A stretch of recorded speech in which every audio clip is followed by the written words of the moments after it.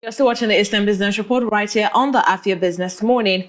In a bold move to drive property ownership and investment, the Enugu State Government recently announced a 50% slash in land documentation fees, including the cost of obtaining certificates of occupancy. The 45-day window, which began this month, is expected to encourage landowners and investors to legalize their holdings and attract new capital into the state's real estate sector. But beyond the immediate excitement, questions remain. Will the slash truly address the deeper challenges in land administration? Can it curb fraud, stabilize valuation, and restore investors' confidence? And what role does land banking continue to play in Enugu's housing crisis? Today we'll break down these issues with our guest, Dr. Munachino Obinna Eze, Executive Chairman, Millennium Group of Companies, who's joining us virtually on the program today. Many thanks for joining us, Dr. Muna. Thank you so much. Thank you so much. All right, let's get right into our discussion. What was your reaction when you heard about the 50% slash in land documentation fees? I think it's a wonderful development in respect to attracting investments and also incentivizing those who already hold titles, in Enugu State to sort of come and perfect their titles and also process their C of O. It's a very wonderful development. The only thing I would suggest to the state government would be that as opposed to just 45 days as the information that I've been informed, I would want them to extend it to at least 6 months. And perhaps after the 6 months, consider the option of, for specific zones, the industrial zones like the M&A axis, you could also extend the timeline for that. Because this not only aims at getting people to do the right thing with their property titles. People already have properties in Enugu, but also attracting investments from different parts of Nigeria and different parts of the world. Of course, the role the real estate sector has to play. It is the foundation of every other investment. If you're looking to go into water or any business you want to do, you need to first acquire the property to which you would use to run that business. So it's a very wonderful and welcome development. I must applaud Governor Mba's strides in attracting investments to Enugu State. So it's a wonderful one. That's my reaction. Thank you so much. Yes, I was going to ask you, how much progress can realistically be achieved within the 45-day window? Yes.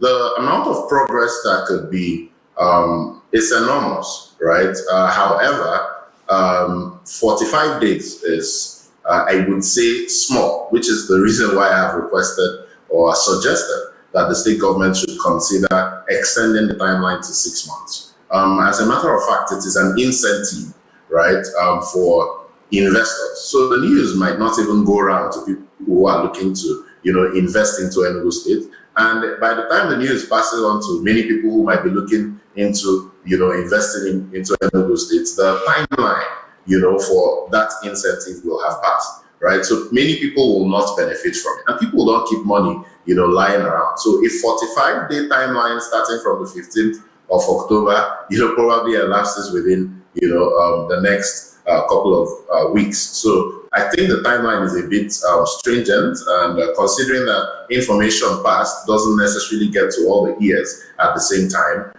what I would recommend at this point would be an extension of the timeline. But as regards to what can be achieved within 45 days, for those who have the finances lying around and for those who are willing to take up the opportunity, it's enormous, and it's a very wonderful development.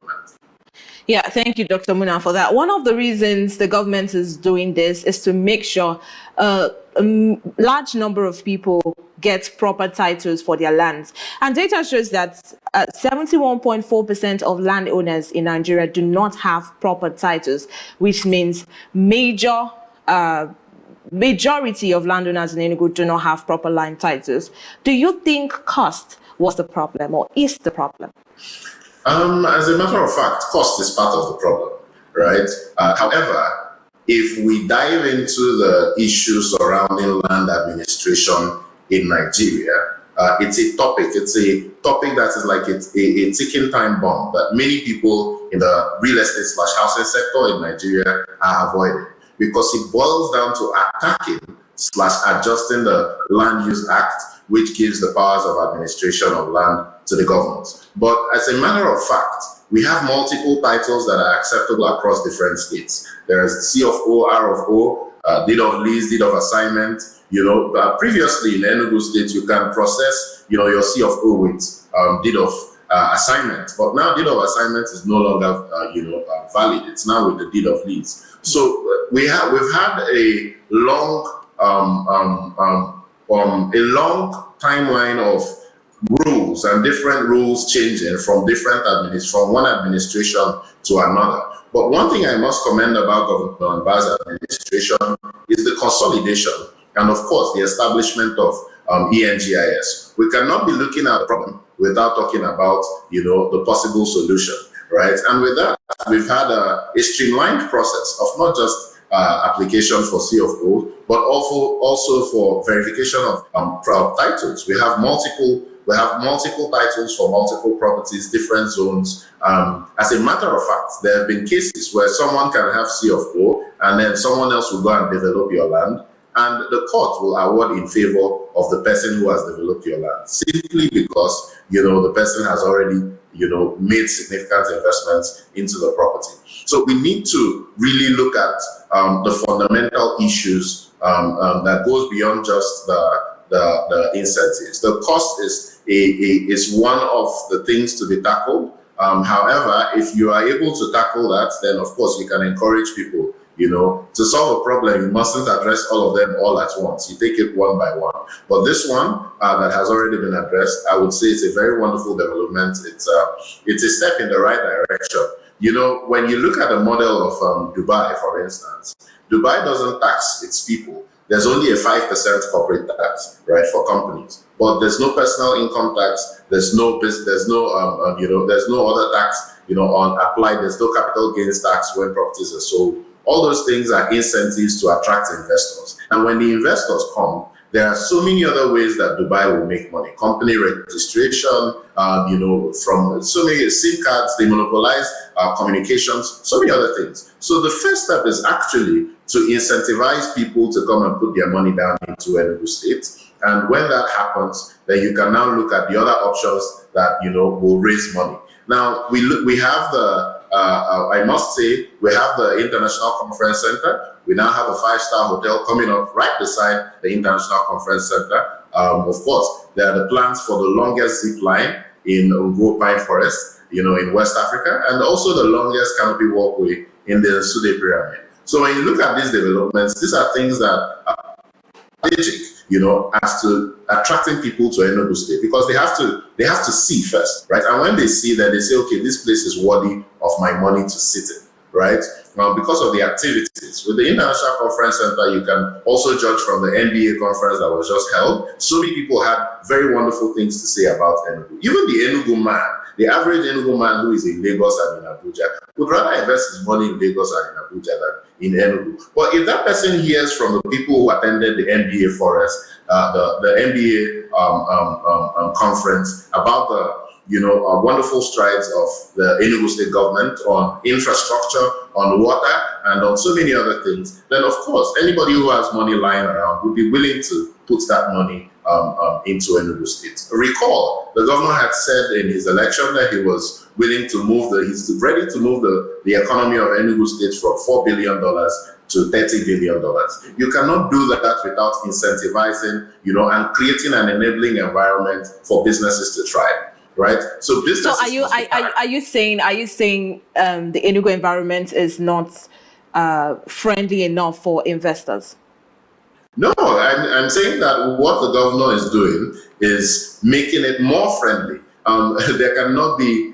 There's not a cap to how friendly a state can be as respect to incentives for investors to invest. What I'm saying with the incentives with this move is that he's making it a bit more attractive than any other state. Because you'd ask me, why would I put my money in Anambra State and pay 100% for C of O as opposed to putting it in Enugu? Why would I do in Abuja or Lagos as opposed to doing it in Enugu? These little moves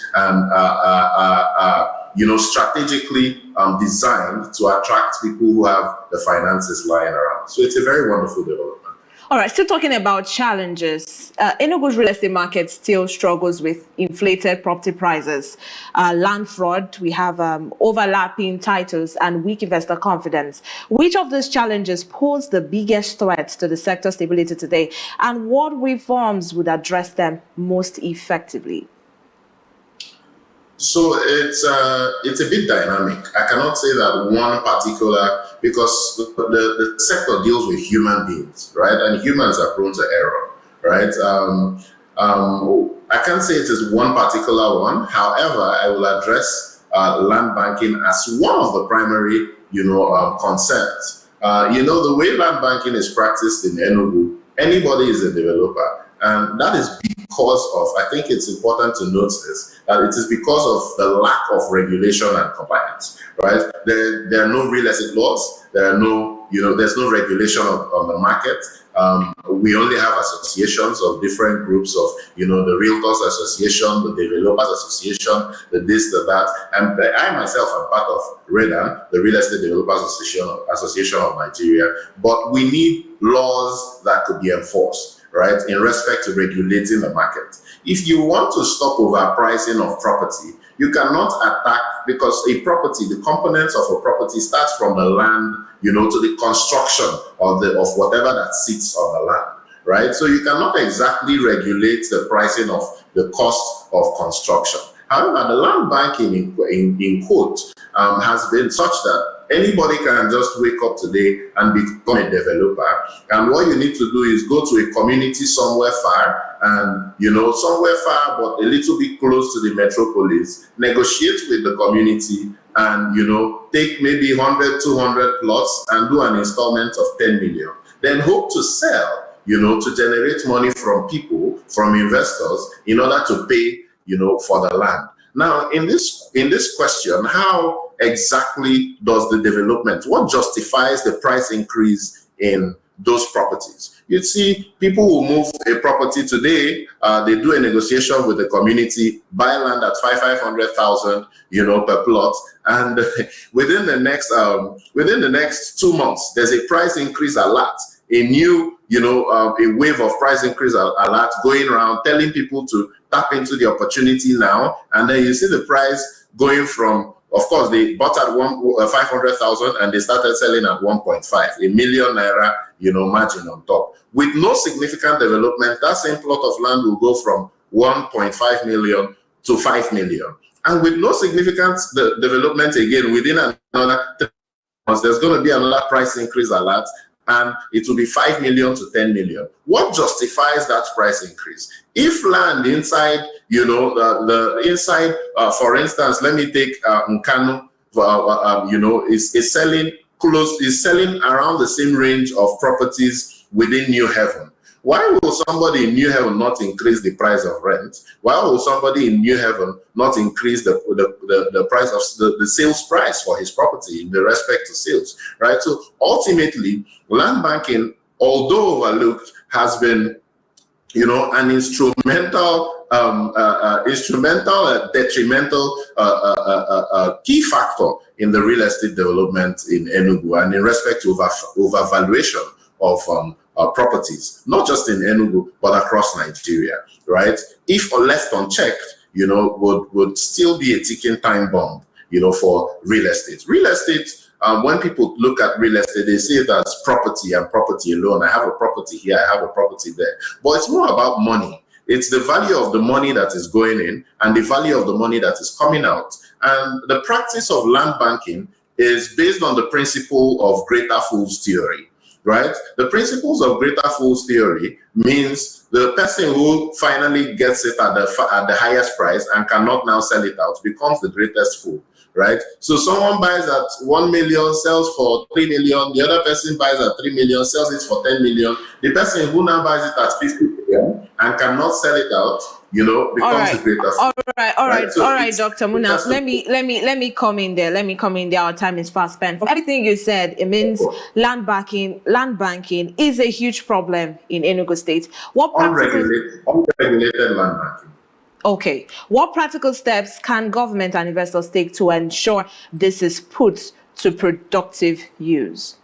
As I have stated earlier, the lack of regulation and compliance. I think strict regulations have to be established. For something to be regulated, there has to be a law passed, either by the Nigerian Senate or in state level, the State House of Assembly. There has to be a law regulating the practice of real estate in Nigeria in general and in Enugu, to be precise, right? If we can start with that, and of course, with laws comes penalties and fines for those who default, right? That way you can keep people in line.